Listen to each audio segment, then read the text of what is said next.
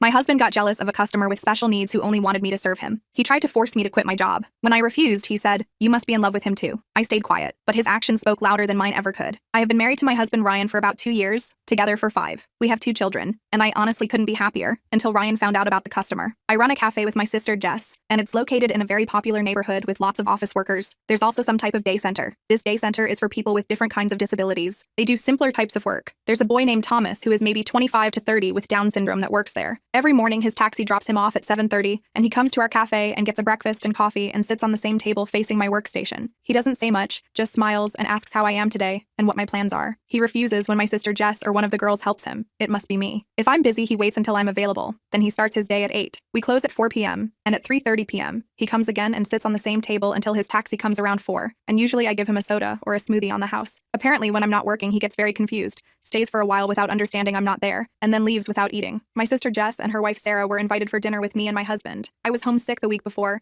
so she was laughing and telling us about the boy and how he refused to be served by any other and just waited outside for me. My husband was confused, so my sister Jess explained everything about this customer. My husband was silent the rest of the dinner. When they went home, he asked me why I never told him about this customer, and that he thought that the guy was being disrespectful. He asked if he knew I was married. I was confused as to why he would say something like that. Then he became angry because I said that Thomas had Down syndrome. He said that there are functioning people with this syndrome and that I was the prejudiced one, not him. I told him that I was aware of that boy in question seemed and appeared to be much younger, and when he started, one of the people working in the day center noticed his behavior and came to check if he was making us uncomfortable, and explained that he had the mind of an 8-year-old and as creature of habit. At the time, we told them that he was very polite and pleasant to have as a customer. My husband wasn't happy about it. Next week, my husband showed up at 7:30 and took that exact table the boy usually takes. When he came, he was very flustered and didn't know what to do, so he just stood near my workstation with his sandwich and coffee in hand. I asked him if he wanted me to help him find another table, but my husband was very angry and told the boy to respect me because I'm a married woman and to not come and stare at me again. The boy apologized, and he just left and waited outside all confused. I was heartbroken and begged my husband to apologize and to leave the table because the boy is a creature of habit and doesn't really like changes. He said he didn't care because obviously he's in love with me. My sister Jess told my husband about how I got a Valentine's card last year. When I got home, my husband said that he makes good money and we don't need my income. He had contacted my sister Jess to ask her to take over my share of the cafe because I didn't need to work. He said he was disappointed because I never told him about my customer or the card he gave me, so I must have thought it was out of line. But it wasn't like that at all. It's just that I get hundreds of customers every day, and I don't have to tell my husband about all of them. He said it wasn't the same as someone who's in love with me, being in my cafe every day and sometimes when I'm alone. This infuriated me, but we somewhat made up and I thought we would be okay. All that to say, the next morning he was almost non-talkative to me. I asked him if he was still mad, and he said he just needed time to think about things. I had no idea what that meant, and I was still pissed at him because of his irrational thinking about this whole situation. Ever since that day, he hasn't really been the same. He doesn't do it all the time, but he will avoid me on certain days where I tell him about a funny story at the restaurant. The spark was slowly fading, and I didn't know what to do about it, but resigned from it. I had hoped that if I did that, he would be happy, and we could move on from this whole stupid ordeal. When I told him the news, he acted happy, but it was obvious that he was faking it in some aspect. At this point, I'm starting to suspect that he is losing feelings for me, as he has seemed to have more frequent late nights at the office. If what I'm thinking he is doing is true, my heart has already shattered. Every time I try to talk to him, he just shuts me down with a lie about how he loves me and everything is fine. I can't make him budge, and I feel like I'm trapped in a hole with no way out. Update: it's been 6 months, and I have some crazy tea on what went on for the past 6 months. So, I thought I'd been careful to change enough details that husband Ryan wouldn't recognize himself if he happened to see it. Big mistake. Literally 2 days after I posted, one of his coworkers named Kevin saw my post, recognized our situation from things Ryan had mentioned at work, and sent him the link. I was in the kitchen making dinner yesterday when Ryan came home early, slamming the front door so hard the windows rattled. He stormed into the kitchen, his face red with anger, holding his phone out with my Reddit post on the screen. "What the hell is this?" he demanded. "You're sharing our private life online for strangers to judge me?" My heart dropped to my stomach. I hadn't intended for him to ever see it. I just needed someone to talk to since he wouldn't communicate with me anymore. I tried to explain that, but he wasn't listening. "Do you know how embarrassing this is? My coworker Kevin sent this to me asking if it was us." He paced around the kitchen, running his hands through his hair. "Everyone's calling me controlling a hole. Is that what you think of me?" The kids started crying in the other room, upset by the shouting. I hurried to check on them, trying to calm them down while my mind raced with what to say to Ryan. When I returned to the kitchen, he was sitting at the table with his head in his hands. "I can't believe you would do this to me," he said quietly. "You sold me out for internet points." That's when I realized just how far apart we'd grown. He was more concerned about his image than about the actual problems in our marriage. The jealousy, the controlling behavior, the possible cheating. None of that mattered to him as much as what strangers thought of him online. "Ryan, this isn't about embarrassing you. I said. I posted because I didn't know what else to do. You won't talk to me anymore. You got jealous of a man with special needs. You tried to make me quit my business. What was I supposed to do? He looked up at me, and for a moment, I thought I saw a flicker of understanding in his eyes. But then his phone buzzed with another notification, and his expression hardened again. Pack a bag, he said coldly. I'm going to stay at Mark's place tonight. I need to think about whether this marriage is salvageable after what you've done. Mark is my husband's best friend, so that's where we are now. Ryan left last night, and I've been up all night crying and trying to figure out what happens next. The kids keep asking where daddy is, and I don't know what to tell them. All of this because my husband got jealous of a Thomas with Down syndrome who likes his routine. I never thought my marriage would fall apart like this, but I'm starting to wonder if it was ever as solid as I believed. Was this ridiculous jealousy just the first crack in a foundation that was already weak? I honestly don't know anymore. I woke up the next morning to my son, Liam, crying. I dragged myself out of bed, my eyes puffy from crying all night. As I picked him up and tried to soothe him, our daughter, Emma, wandered in, rubbing her eyes. Where's daddy? She asked. I forced a smile. He's at Uncle Mark's house. He'll be back soon. I hoped that wasn't a lie. I went through the motions that morning. Breakfast, cartoons, getting the kids dressed. My phone stayed silent. No text from Ryan. I kept picking it up and staring at our last messages from before the fight, wondering if I should reach out. But what would I even say? Around noon, Jess called. Hey, just checking in. You okay to work tomorrow? I'd almost forgotten I was on the schedule. I don't know, Jess. Ryan found the Reddit post. Oh, damn, she said. How bad was it? I gave her the quick version while keeping an eye on the kids playing in the living room. She listened, occasionally making sympathetic noises. What a massive overreaction, she said when I finished. You didn't even use real names. I know, but his coworker recognized our situation and sent it to him. Now he's staying at Mark's and I don't know what's going to happen. Listen, Jess said firmly. Don't worry about the cafe. Take a few days. But my wife Sarah and I are coming over tonight with wine and takeout. You shouldn't be alone right now. After hanging up, I tried to focus on the kids, but my mind kept wandering. I checked my phone constantly. Still nothing from Ryan. Around 2 p.m., I decided I couldn't wait anymore and texted him, "Can we please talk about this? The kids are asking for you." 3 dots appeared immediately, disappeared, then reappeared. Finally, still figuring things out. We'll call later to talk to the kids, not even addressing me directly. Great. True to his word, he called that evening to talk to our children, Emma and Liam. I put them on speaker and stood awkwardly nearby while they chatted. Emma asked when he was coming home. Ryan just said soon and changed the subject. When the kids were done, I picked up the phone. Ryan, please, I can't talk right now, he interrupted. Mark and I are headed out. Then he hung up. Jess and Sarah arrived an hour later with Thai food and 2 bottles of wine. After the kids were in bed, I broke down completely, sobbing into my pad thai. I don't understand how it got this bad, I said, wiping my nose with a napkin. All over a customer with special needs. Jess's wife, Sarah, who works as a therapist, looked thoughtful. This can't just be about Thomas. There has to be something else going on with Ryan. Like what? Cheating?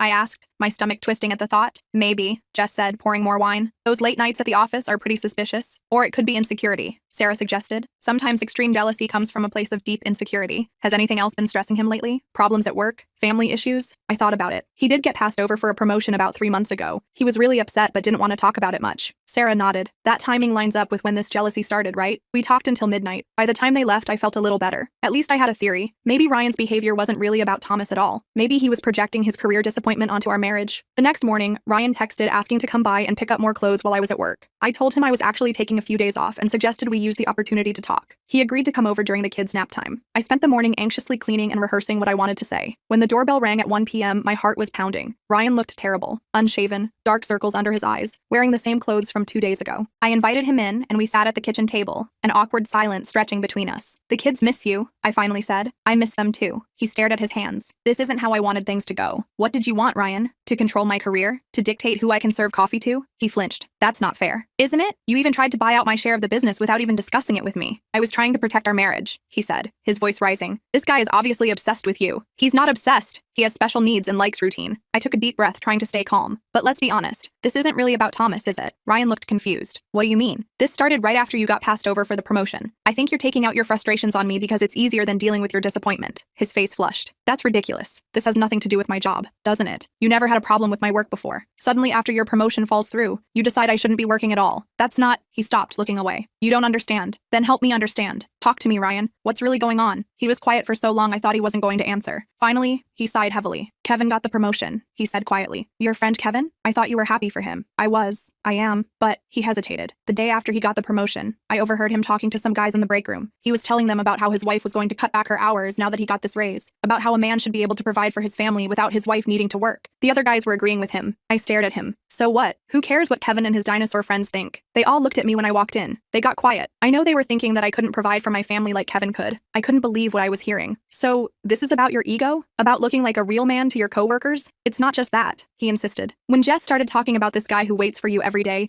who only wants you to serve him, it made me feel even more inadequate. Here's this guy seeing you every day while I'm stuck at the office working my ass off. And for what? I couldn't even get the promotion. Ryan, that's... A cry from upstairs interrupted us. Liam was awake from his nap. I went up to get him, my mind reeling from Ryan's confession. When I came back downstairs with Liam on my hip, Ryan was standing by the door. I should go, he said. We're not done talking about this. I told him. I know, I just need more time. And then he was gone again. I stood there bouncing Liam, wondering how my life had turned into such a mess. That night, after putting the kids to bed, I called my mom. I hadn't told my parents about our separation yet, but I needed my mom's perspective. She listened to the whole story without interrupting. Oh, honey, she said when I finished. Men and their fragile egos. What should I do, Mom? I love him, but I'm not going to give up my business because he's feeling insecure. Of course not, she agreed. But maybe there's a compromise somewhere. Ryan needs to work through his insecurities, but you can help him see that his value isn't tied to being the sole provider. We talked a bit longer, and by the end of the call, I had a plan. The next morning, I texted Ryan, I think we need professional help. Would you consider marriage counseling? His response came quickly. Yes, I'll find someone. I felt a small flutter of hope. At least he was willing to try. 2 days later, Ryan texted that he'd made an appointment with a marriage counselor for the following Tuesday. He also asked if he could come see the kids that evening. I agreed, thinking it might be good for all of us. When he arrived, the kids were ecstatic. Emma launched herself at him, and even little Liam toddled over excitedly. I watched them playing together in the living room, my heart aching. This was what I wanted to save. Our family, our home. After the kids went to bed, Ryan and I sat down to talk again. The atmosphere was less tense this time. I've been thinking a lot, he said. You were right about me projecting my work disappointment onto our marriage. I'm sorry. I nodded, accepting his apology but waiting for more. And the Reddit post? I overreacted. I was embarrassed, but I understand why you needed to vent. I should have talked to you directly, I admitted. But you weren't listening. I know. He looked down. I want to do better. That's why I found us a good counselor with experience in couples therapy. We talked a bit more about logistics. He would continue staying at Mark's until our first counseling session,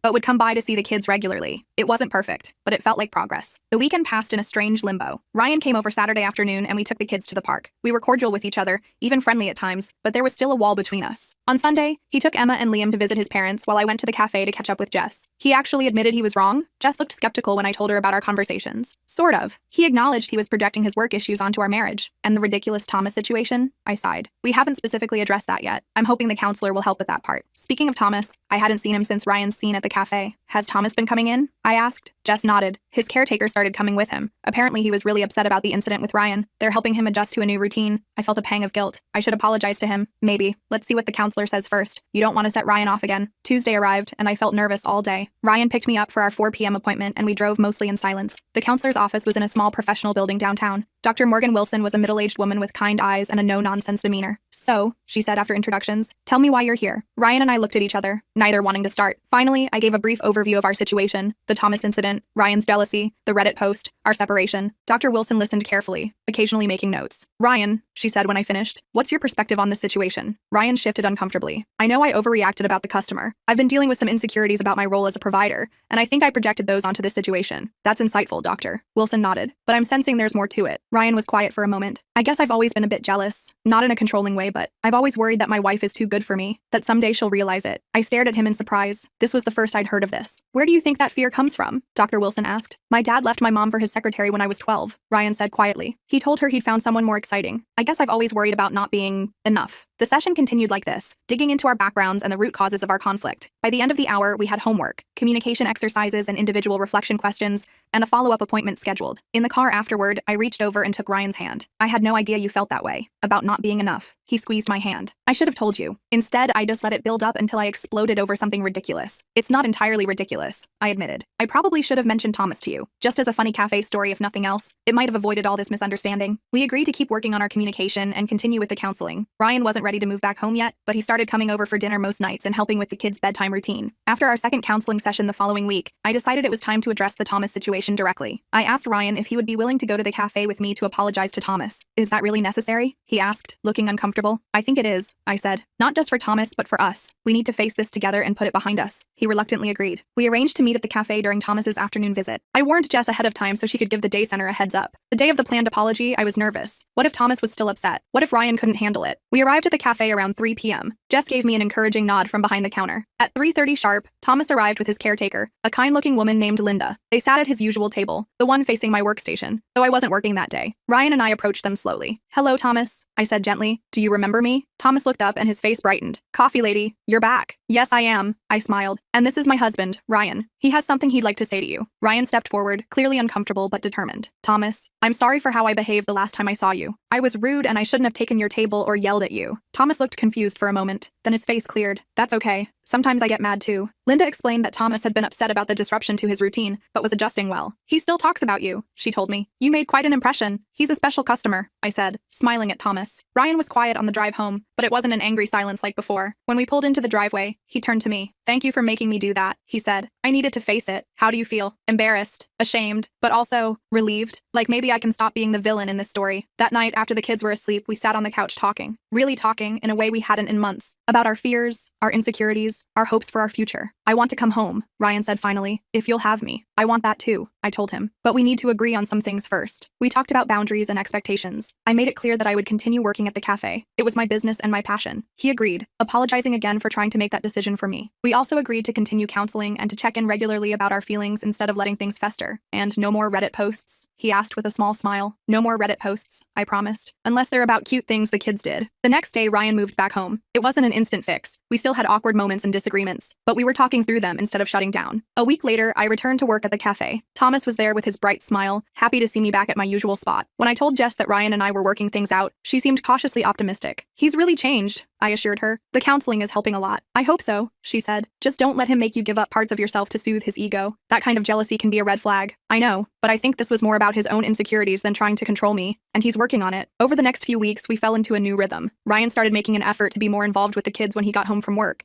giving me a break and strengthening his bond with them. We continued our weekly counseling sessions, and slowly, the tension between us eased. One evening, about a month after our reconciliation, Ryan came home with flowers. Not as an apology this time, but just because. I thought about you today and wanted you to know, he said simply. It was these small moments that gave me hope we were on the right track. We weren't perfect. Far from it, but we were trying. The real test came when I got a text from Jess one afternoon. Ryan's here at the cafe. Don't worry, he's just having lunch. My heart raced as I read it. Was he checking up on me? I texted back, everything okay? Seems fine, she replied. He's just eating a sandwich. When I got home that evening, I asked Ryan about his visit to the cafe. I wanted to face it, he explained. The scene of my ridiculous jealousy meltdown. Dr. Wilson suggested exposure therapy, putting myself in situations that trigger my insecurities and practicing healthy responses. And how did it go? I asked, impressed by his initiative. Good, I think. Jess was nice to me, which I didn't expect. He paused. Thomas came in while I was there. I held my breath, and we said hello. He remembered me from our apology visit. I told him I liked his dinosaur t-shirt, and he told me all about his favorite dinosaurs. Ryan smiled slightly. He's a good kid. That night, lying in bed next to Ryan, I felt a sense of peace I hadn't experienced in months. We had a long way to go, but for the first time, I truly believed we would make it. The next morning, Ryan suggested we plan a family vacation, something we hadn't done since before the kids were born. Nothing fancy, he said. Maybe a beach rental for a weekend? Just the four of us. It was such a normal, hopeful thing to suggest. I smiled and kissed him. That sounds perfect. Later that day, as I served Thomas his afternoon smoothie, he noticed my improved mood. You happy today? He observed. Yes, Thomas, I am, I replied, realizing it was completely true. That's good, he said decisively, then returned to happily slurping his smoothie. Sometimes wisdom comes from unexpected places. As I watched Thomas enjoying his routine,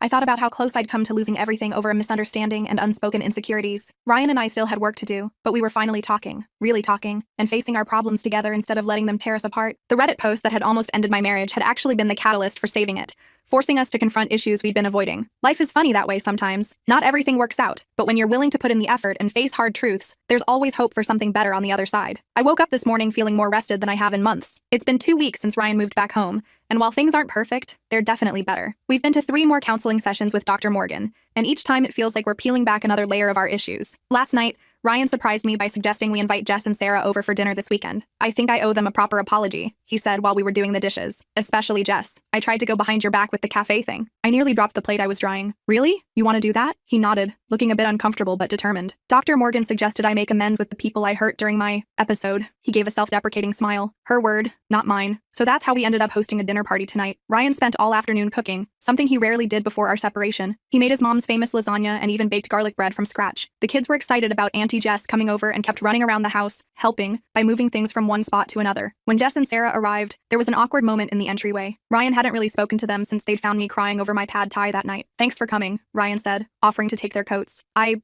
made lasagna. Jess raised an eyebrow at me over his shoulder, but handed over her jacket. Smells good, she said cautiously. The first 20 minutes were stilted conversation about safe topics. The weather, Sarah's new haircut, Emma's preschool art projects. But after we'd all had a glass of wine and the kids were occupied with their dinner at the little table in the corner, Ryan cleared his throat. I want to apologize to both of you, he said, looking directly at Jess and Sarah. I behaved terribly. I was insecure and jealous, and I took it out on everyone, especially you, Jess, when I tried to buy out her share of the cafe without her knowledge. Jess looked surprised at his directness. That was pretty terrible, she agreed. I know, and I'm sorry for putting you in that position. The cafe is her business and her passion, and I had no right to interfere. Apology accepted, Jess said after a moment. But just so we're clear, if you ever pull something like that again, I won't be so forgiving. Ryan nodded. That's fair. Sarah, ever the mediator, raised her glass. To fresh starts and honest conversations. We all clinked glasses, and the tension in the room noticeably eased. The rest of the dinner went surprisingly well. Ryan and Sarah discovered they both loved the same obscure sci-fi show, and Jess seemed to enjoy teasing Ryan about his meticulous garlic bread slicing technique. After they left, Ryan and I cleaned up together while the kids played in the living room. That went better than I expected, I admitted, loading the dishwasher. Your sister has every right to hate me, Ryan said, scrubbing the lasagna pan. I was terrible to you, and I tried to mess with your business. She doesn't hate you. She just needed to see that you're actually sorry, not just saying it. I am sorry. For all of it. He set down the pan and turned to me. You know what the worst part is? I actually convinced myself I was doing it for you. For us. Like somehow making you quit your job was protecting our marriage. I leaned against the counter. How do you see it now? Now I see I was just trying to control the situation because I felt out of control in my own life. He shook his head. Dr. Morgan says I was using external solutions to fix internal problems. Sounds about right. Ryan went back to scrubbing. I'm just glad you gave me another chance. Later that night, after the kids were asleep, we sat on the couch watching a movie. I was curled against Ryan's side, his arm around me, when my phone buzzed with a text from Jess. He seems genuinely sorry. I'm cautiously optimistic. Call me tomorrow, with a red heart emoji. I smiled and put my phone away, snuggling closer to Ryan. For the first time in months, it felt like we were moving in the right direction. The next day was Saturday, and we decided to take the kids to the park. It was a beautiful spring day,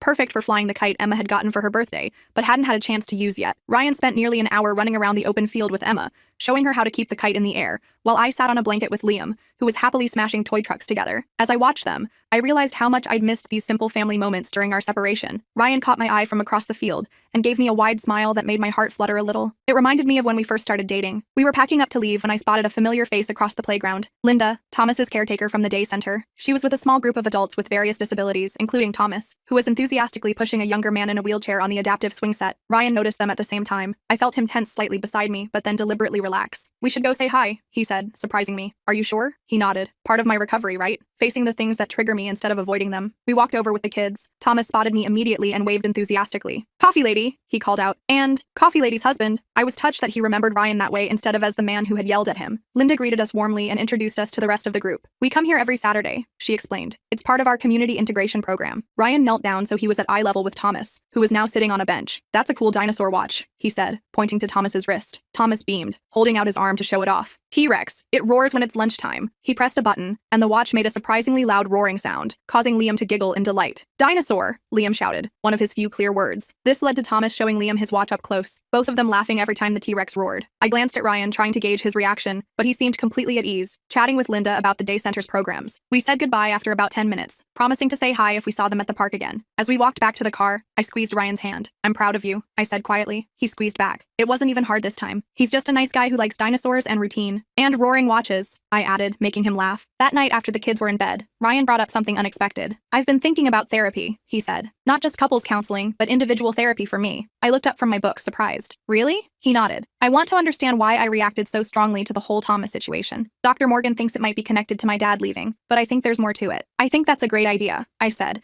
genuinely impressed by his self-awareness. And, he continued, looking a bit nervous, I've been thinking about the cafe too. My stomach tightened. Were we back to this again? I think I should come by more often, he said, quickly adding. Not to check up on you or anything weird like that. Just to normalize it, I guess. Make it part of my routine instead of this place I've built up in my head. I relaxed. I'd like that. Maybe you could bring the kids for Saturday morning pancakes sometimes. That sounds perfect. The next few weeks fell into a comfortable new pattern. Ryan started his individual therapy sessions, and we continued our couples counseling. He began stopping by the cafe once or twice a week, sometimes for lunch, sometimes just for coffee to go. The first few visits were a bit awkward, but soon it became normal. Thomas continued his routine of morning and afternoon visits. He always greeted Ryan with a cheerful, "Coffee lady's husband," which became something of a joke between us. Ryan even bought a dinosaur tie clip that he wore to work on days he knew he'd be stopping by the cafe, just so he could show it to Thomas. About a month after our reconciliation, I was working the morning shift when Ryan texted me, "Meeting canceled, taking the rest of the day off. Pick you up for lunch?" I glanced at the clock. It was only 10 a.m. and I wasn't off until 2. Can't leave until my shift ends, I texted back. I know, he replied. I'll hang out and help Jess until you're done. Sure enough, he showed up 30 minutes later with both kids in tow. Emma immediately ran to show Jess her new light-up sneakers, while Ryan settled Liam in a high chair with some Cheerios. What's this all about? I asked, leaning across the counter to give him a quick kiss. Just missed you, he said with a smile. And I thought the kids might like to see where mommy works. Jess rolled her eyes behind him but gave me a thumbs up when he wasn't looking. To my surprise, Ryan asked if he could help out, and Jess put him to work clearing tables. He was surprisingly good at it, chatting with customers and making Emma feel important by letting her carry the napkin holder while he wiped down tables. Thomas came in for his morning visit and seemed delighted to find Ryan there. Coffee Lady's husband is working too, he exclaimed. Just helping out today, Ryan explained, pulling up a chair to join Thomas for a few minutes. I watched them from behind the counter, still amazed at how much had changed. The man who had once been insanely jealous of Thomas was now sitting and chatting with him like they were old friends. When my shift ended, Ryan had already packed up the kids and was waiting by the door. Where are we going for lunch? I asked. It's a surprise, he said with a mysterious smile. The surprise turned out to be a picnic in the same park where we'd run into Thomas and his group. Ryan had prepared everything that morning: sandwiches, fruit, cookies, even juice boxes for the kids. He'd packed a blanket and even remembered Liam's favorite stuffed rabbit. What's the special occasion? I asked as we spread out the blanket under a large oak tree. 6 years, he said. I looked at him confused. 6 years ago today was our first date, he explained. I took you on a picnic in this park, remember? I did remember, now that he mentioned it. It had been a perfect spring day just like this one. We'd talked for hours, and I'd been late getting back to work because I didn't want the date to end. You remembered, I said, genuinely touched. I should have remembered more things these past few years, he said quietly. I got so caught up in trying to be the perfect provider that I forgot to be a good partner. I leaned over and kissed him, ignoring Emma's dramatic, ew. That evening, after the kids were in bed, Ryan brought out a small wrapped gift. One more thing, he said, handing it to me. Inside was a delicate silver bracelet with 4 small charms, a coffee cup, a dinosaur, a tiny replica of our house, and a heart. The coffee cup is for you and your cafe, he explained as I examined each charm. The dinosaur is to remind us both about Thomas and how we almost let insecurity ruin our marriage. The house is our home together. And the heart, well, that one's obvious. I felt tears welling up as I fastened it around my wrist. It's perfect, I whispered. We're not perfect, Ryan said, pulling me close. But we're working on it, and that's what matters. 6 months later, we're still working on it. We have our ups and downs like any couple, but the communication tools we learned in therapy have helped us navigate conflicts much better than before. Ryan still goes to individual therapy twice a month, and we check in with Dr. Morgan every couple of months for a couple session tune-up. The cafe is doing great. We even expanded to open a small second location in the business district downtown. Ryan's company finally gave him the promotion he deserved, but the difference is that now he doesn't measure his worth by his job title or salary. Thomas still comes in every day for his breakfast and afternoon smoothie. He still prefers me to serve him, but he's comfortable with Jess or our other employees if I'm not available. He and Ryan have developed their own little ritual where they discuss dinosaur facts every time Ryan stops by the cafe. Last week, Emma asked if Thomas could come to her 5th birthday party. I wasn't sure if that would work with his routine, but Linda thought it was a great idea for his social development. So tomorrow, Thomas will be joining us in our backyard for cake and games, along with Emma's friends from preschool. Life isn't perfect. Ryan and I still have moments of insecurity or miscommunication, but now we talk about them instead of letting them fester. The Reddit post that almost destroyed our marriage ultimately saved it by forcing us to confront issues we'd been avoiding for too long. Oh, and don't worry guys, Ryan Green lit up this Reddit post. Haha.